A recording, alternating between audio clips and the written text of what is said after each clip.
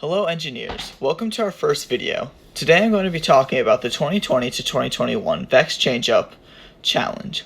This year, Vex has introduced a bunch of new stuff in their AI game, but for the purpose of this video, we're going to stick with the normal VRC challenge, and I encourage everyone who's interested to read the AI appendix or Vex U appendix if that applies to you. Anyway, this year is a fast-paced game, which seems to rely heavily on strategy and speed. There are no expansion limits after the match begins, meaning your robot can be any size. Vex has included the autonomous line for a third year in a row now. For those of you who don't know, the autonomous line is the middle point on the field which no robot can cross in the autonomous period to start the match. This prevents any interference from opposing teams during the pre-programmed first 15 seconds of the match. The synopsis for this year's challenge is, you have red balls and blue balls, 16 of each, and 9 goals that are about 3 balls high.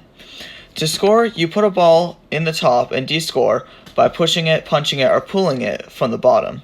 Whether there are 1, 2, or 3 balls in the goal, the color of the top sphere is the color of the team who owns the goal.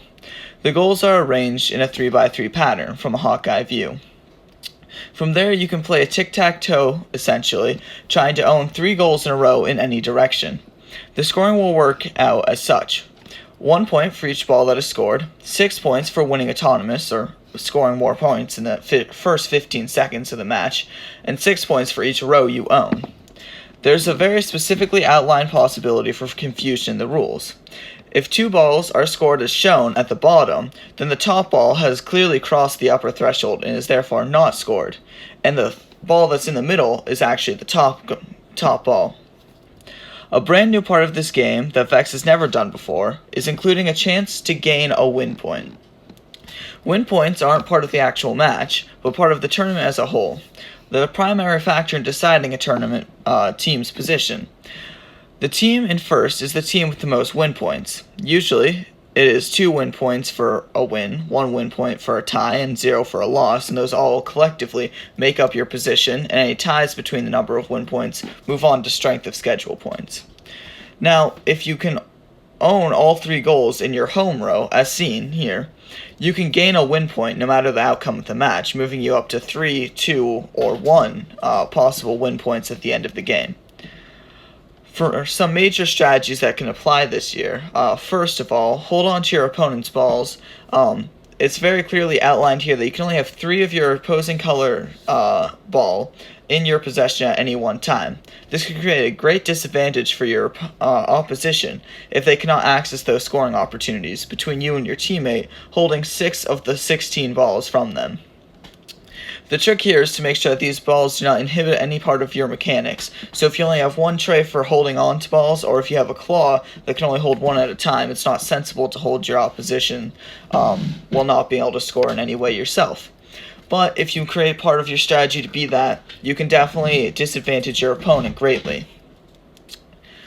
A strategy that was well played out last year, but can never be underestimated in any year, is the power of rubber bands. You can only have 8 motors, which limits the strength of your robot significantly. But the potential energy from an unlimited number of rubber bands is limitless. So, never underestimate the power of having preloaded rubber bands on your robot.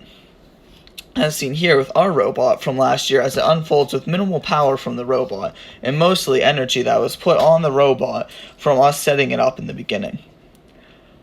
A strategy that was quite well outlined in the rules this year, and similar to one from last year, is called a cap bot. In other words, you place a block on top of or around a goal to ensure that the goal is not utilized by the opposing team.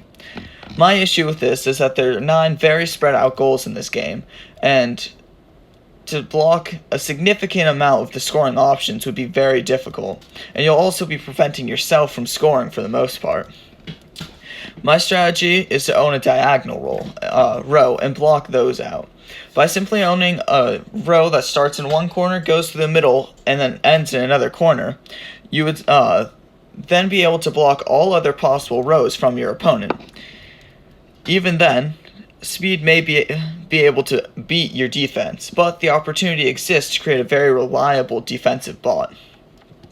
Overall, I imagine this year will be very hard to predict any match outcomes before the timer runs out. Until next time, get building.